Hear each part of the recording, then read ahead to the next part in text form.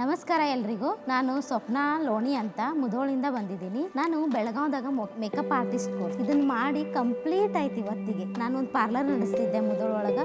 But ನನ್ನ confidence ಅಷ್ಟು ಇದ್ದಿದ್ದಿಲ್ಲ. ಯಾವಾಗ ನಾನು ಮೇಕಪ್ ಆರ್ಟಿಸ್ಟ್ ಬೆಳಗಾವ್ದಿಂದ master makeup artist in course ಮಾಡಿದೆ, ಅಲ್ಲಿಂದ ನನಗೆ ಇಷ್ಟು ಎನರ್ಜಿ ಬಂತು.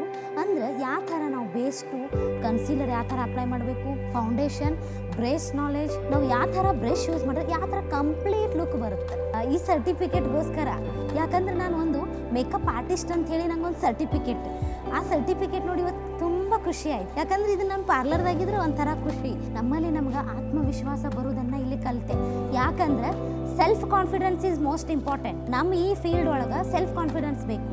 ಯಾವುದೇ ಥರ ನಾವು ಮೇಕಪ್ ಆರ್ಟಿಸ್ಟ್ ಆದಮೇಲೆ ಮಾಡೆಲ್ಗೆ ಅಟೆಂಡ್ ಮಾಡ್ತಿರ್ತೀವಿ. ಆ ಮಾಡೆಲ್ ಅಟೆಂಡ್ ಮಾಡೋಣ, ಇವಳು ಚೆನ್ನಾಗಿ ಮಾಡ್ತೀನಿ ಅನ್ನೋ ಸೆಲ್ಫ್ ಕಾನ್ಫಿಡೆನ್ಸ್ ನಮ್ಮಲ್ಲಿದ್ದರೆ ನಾವು ಯಾವತ್ತೂ ಸಕ್ಸಸ್ ಆಗ್ತೀವಿ. ಅದನ್ನು ನಾನು ಇಲ್ಲೇ ಕಲಿತೆ. ಸ್ಟೇಜ್ ಕರೇಜ್ ಬಂತು. ನಮಗಿಷ್ಟೆಲ್ಲ ಮಾತಾಡೋ ಧೈರ್ಯ ಬರ್ತಿದ್ದಿಲ್ಲ.